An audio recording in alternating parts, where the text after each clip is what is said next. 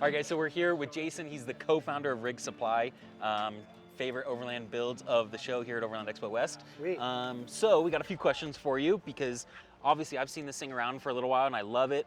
Obviously we just talked a lot about mountain biking, so that's another cool feature of it. But Yes, sir. first of all, what is your #1 favorite aspect of the whole build in its entirety for this Ford?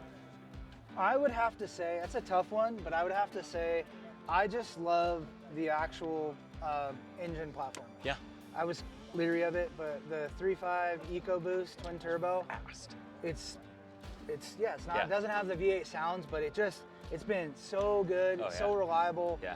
And it's got all the tune on it is awesome. Yeah. So I think honestly, if I just had to, it made me a huge Ford fan because of the EcoBoost platform.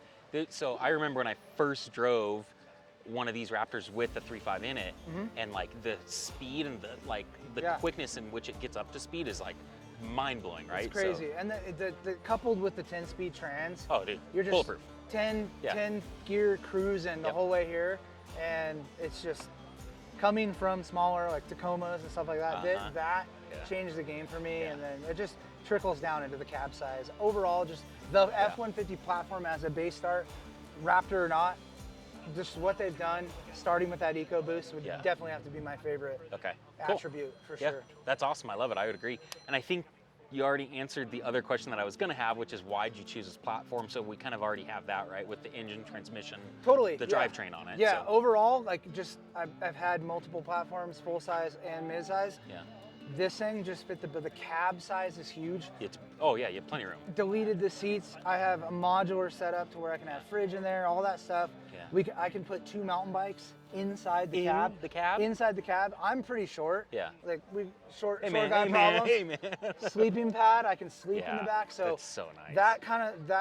Why that platform was really I test drove this thing and I was like, this is way too much truck for my pocketbook, but this is the truck. No, and I feel the same way. It's like I have a Tacoma, that's my personal truck, right? And great platform. Then driving like our Super Duty and bigger F-150s compared to that, it's like I feel like I have no room in my own truck. It's hard to go back. It is. I tell everybody, this truck ruined me because my Tacoma was long travel, same build basically. Right.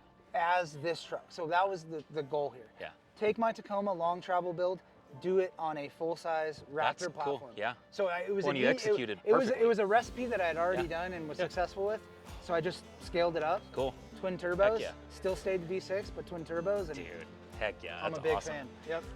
So I think kind of the last question to close it out would be, I've already seen kind of a couple things with the Rig Supply, the handles on it, right? Yeah, Some kind of trick, like real subtleties to this build, but what would be the #1 thing that you love about this build that's kind of a secret that maybe not everybody knows about it, that's a little bit more hidden? Is there anything that's on here that you just kind of love in that aspect? Yeah, it's a little bit, it might seem a little bit like it's a sales pitch, but honestly, our system and the way we, built a modular hitch rack system, that's the start of every build for me going forward. So it's utility based, it's right? a utility based. So a lot of the things where I was like, I have a chase rack that we took out before the show, but that was kind of the thing is like the truck and the way it was built around having this removable swing out system where I can carry a bunch of fuel if we're going to Baja, or if we're going on a camping trip, throw the drop down table on there and throw a propane tank on the side mount, and we're good. So I mean, for me, it's kind of the ethos of the build was the modularity of it. And the way that we did it with goose gear modular seat delete. The camper can come off very quickly. It has removable side panels. So everything kind of shares that same ethos of that. And that's really kind of the hidden secret is like I can turn this into a full desert pre-runner. It's a long travel sleeper Raptor.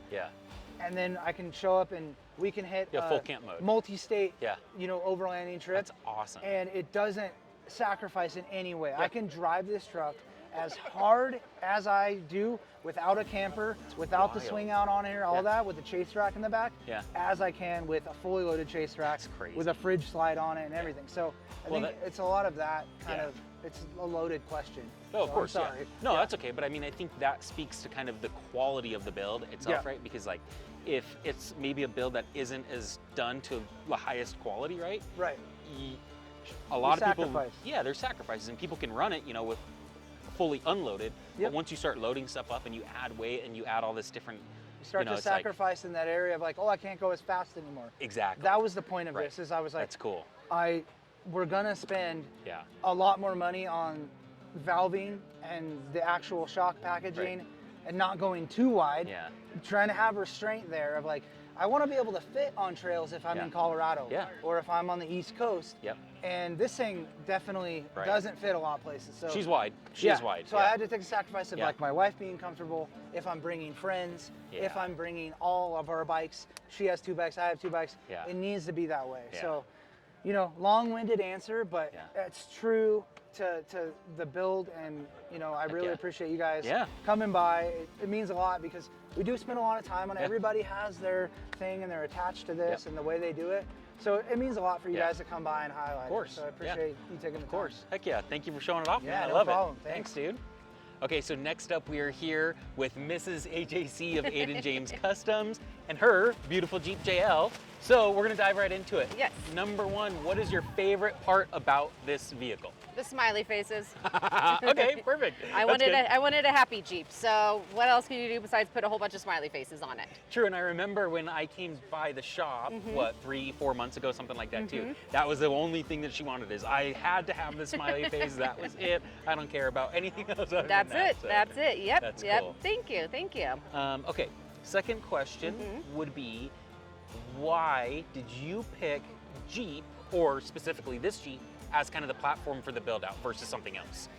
We really wanted to diversify our company, not just be seen as Toyota based. And being based in California, we found Jeep to be very synonymous with Exactly. So, and then our son, Aiden James, who the company is named after, we asked him what kind of Jeep should mommy get, and he said a blue Jeep. A blue one.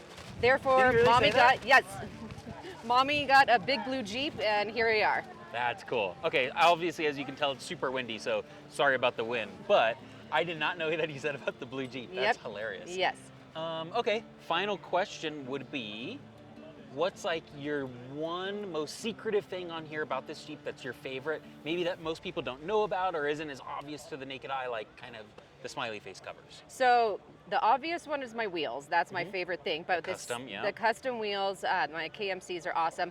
But the secretive thing is my husband, when he installed my Switch Pros, we even took our mounting tray, and that is color matched to the vehicle as well. So that's the fun little secretive thing that I have on the truck too. Cool. See, those are all those little details that I love hearing about. It like kind of provides inspiration for other people to know what to do with their vehicles. Exactly, So exactly. That's awesome. Cool. Well, thank you, Shauna, for showing me the Jeep and telling everybody what your favorite stuff is about it. Thank you so much. Cool. Thank you. You're welcome. All right, next up, we are here with Chase, and honestly, probably one of the more built, if not the most built Lexus GX at the show. It's on 37s, it's crazy, it's extreme, it's got all kinds of work inside and outside, so we just wanted to check it out. Yeah, thanks for stopping by. Of course, both Jacob and I loved it, so we're like, hey, let's go check it out. Heck yeah. We got a few questions for you. Okay. Number one, what's your, there's so much on this thing, right? Right. What's your favorite part of the vehicle? So, I mean, this is the most brand new part about it, so I'm gonna have to say this, because I've been, you know, before this, it was like a pretty kludged together interior setup, but this whole drawer system that Scott and Aiden James Customs and I put together, along with the Battleborn Energy power system and induction cooktop, like, it's just gonna be game changing for me. So I would have to say. And it's super clean too, just like the layout of everything. So like as you, well, yeah, but it's just like really nicely laid out, well organized. Like for me and my OCD, it's like that helps a lot. That's really cool. I mean, so I've had the truck for 4 or 5 years, and so I had, you know, a basic system that I put together with a platform and stuff, and so just wheeling over 3 or 4 years, I knew what changes needed to be made, and I knew exactly what I wanted to. And so like when I came to Scott, and I was like, hey man, I have a need, and I know exactly what I want it to do. And he was like, all right, let's do it. Let's do it, knock it out. I was really excited to work with him, because he was, you know, all excited all about it. Like, yeah, let's do something custom. That's awesome. So by far has to be my favorite, just the way everything works. It's efficient. You don't have to lift stuff up to get to get the thing. So cool. I'm stoked about that. Okay, next question is going to be, why this platform? Why Lexus? Like, you've had it for a long time, but why did you originally go with this? Yeah, so I originally was actually looking for a Toyota 4Runner, like a 4th gen. Yeah. I had a two-wheel drive 4th gen. I came from the drifting community actually, cool. Yeah. and so I was like, hey, I'm gonna try this out, and it was two-wheel drive. I was like, I'll just like play around off-roading and see what it's like. See what you like. Yeah. And I did that. I did drifting for 15 years, and just wanted to try something else. And I was like, oh, this is fun. Yeah, that's sweet. And so I sold that, and I was trying to find a four-wheel drive one, but they were like crazy expensive. You couldn't find one. Four-wheel drive 4Runner. Yeah, four-wheel drive with the V8. Yep. And so those ones were really hard to find. Unicorn. Right? Yeah, especially with low miles. And back then, 4 years ago, the GXs were still kind of under the radar. Yeah, yeah, you're right. And so not many people were building those. This is a V8 4th gen 4Runner. And so I was like, I'm gonna do that. Yeah. And so I found like the most cherry one I could. That's cool. I knew I was gonna beat the crap out of it, and that's kind of how I fell into this. So yeah, and it turned out beautiful. Thank you. Yeah, I think you made the right choice on it. Yeah, thank you. Hell yeah. Thank you. Okay, last question. Okay. Is what on this vehicle is the most secretive thing, maybe like that most people don't know about, but is your favorite, maybe most unrecognized or whatever it may be? What is it? I guess, can I do two things? Yeah, you can do two. Because I get asked one of them a lot, but the headlights are probably the most unique part about it.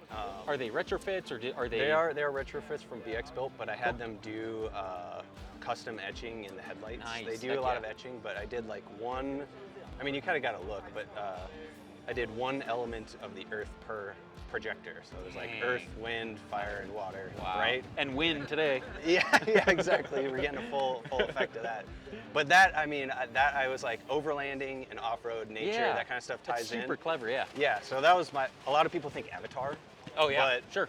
That's not the direction I was going. But anyway, so that, and then the fact that I actually built the whole truck myself in my driveway is how on like a hill. So garage built. That's pretty exactly. Sweet. So that's I guess to answer your question, those are kind of the two things, because a lot of people don't think that you can build something like this by yourself in your driveway. No, you're right, because a lot of people see this and they see so extreme of a build that they don't, it doesn't seem realistic to them. Yeah, and I think you learn a lot doing that. So like when I'm off-roading, if something breaks, I know, because I put it together. Yep. So I know how to fix it. I know what spare parts I need to bring. Yeah. It's just, and it's cheaper. And true. Honestly, you're way cheaper. Yeah. So, yeah. Yeah. Yeah, that's awesome. But I think just paths for everybody. But that's I'm pretty proud of being able to say that I built most of it myself. That's pretty sweet. Well, cool. Thank you, man. Thank you for showing this off. Thanks for stopping appreciate by. it. Thank you for taking the time. He's been crazy busy. Like everyone's surrounding this, trying to look at it with him. So appreciate it. So thank you, man. Heck yeah. Thanks for stopping by. All right, next up we're here with Ian of Mule Expedition Outfitters, and kind of a crazy Ram right behind us. So it caught my eye, one of my favorites here. It's big, it's built, so we just kind of want to talk about it with you and ask a couple questions. So number one, what's your favorite part about the whole vehicle in its entirety? Probably just the rarity of it. Yeah. It's something you don't always see. There's a lot of Rams on the road, right? Yep. Well, the reason we went with this is we wanted the single cab aspect just for that difference. Shorter wheelbase, and it gives you that functionality off-road still, even in a full-size model. Okay, that's what caught my eye, was the single cab, right? Because there's a crew cab or whatever they call it over there. Yeah. And I was like, oh, that's pretty cool. And then I saw this, I'm like, hey Jacob, we're gonna go check that one out. Yeah. So that's cool. But that kind of leads us into the second question, which is why this platform? So you kind of talked about the wheelbase a little bit, but in general, why did you guys choose this platform for the build? Well, we have several different company rigs that we've built out. But one of the things we wanted is we always try to do one full size here and there. Yeah. And the owners, Joe and Dana, go down to Baja a decent amount. Oh yeah. And so the reason they wanted to go with the Ram is still have the capability of still hauling all that cargo. Yeah. But also is going to give you that ability to be down there, because this is actually, believe it or not, even though it's a 3500, this is the Hemi version. Oh, it's a gasser. It is. Oh, cool. So even more rare. Yeah. Okay. And I couldn't tell because that was hidden. Correct. Yeah, we wanted to throw everyone off with that. Yeah. Exactly. Cool. Okay, so third and final question is, what is maybe your favorite hidden quirk or the most unrecognized thing about this that's kind of secretive that most people don't know about?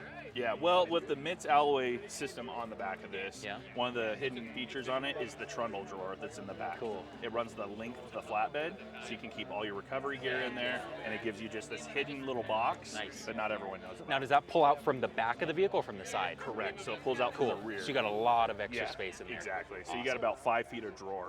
It's ridiculous. That's cool. Yeah. Well, thank you, man. Appreciate you talking to us you guys about the coming build, by. and it's awesome. I love it, man. Thanks for the time. Yeah, thank you. Thank you guys. All right, so for the next next vehicle in the series here is this awesome 80 series. We're here with Aiden. What's up, guys? It's Aiden from Overland. We're here with our booth at Long Range America, and I'm happy to take you guys on a tour of the 80 series. So, Aiden is actually one of the KC family members of our ambassadors, so we've known each other for a few years now, so it's awesome to be able to come see kind of the next evolution of this vehicle here. Yeah. So, what we're actually going to do is do 3 kind of pointed questions about this. So, first up question is, what's your favorite part about this vehicle? The fact that it's a turbo diesel. That's 100% diesel Landcruiser, you can't go wrong. That's awesome. I'd say that's the favorite, and number 2 is probably lights. I had to say it. But, it's a bulletproof setup. But they definitely, no, it's great. Cool. So, the one thing that I always find interesting about this show, right, Overland Expo, is like you have a huge variety of builds here, right? So many. So this is one of the very few right-hand drive vehicles out here, but just beyond that, why did you choose this specific platform for your vehicle? I know you had something else before, but why did you have this now? For what I do, I'm mostly solo travel. What I decided is I needed solid front axle. I previously had a Jeep. I didn't want another Jeep. And cutting out the Jeep option, there's not many other options to do solid front axle. And in overlanding and off-roading, a Landcruiser is a Landcruiser.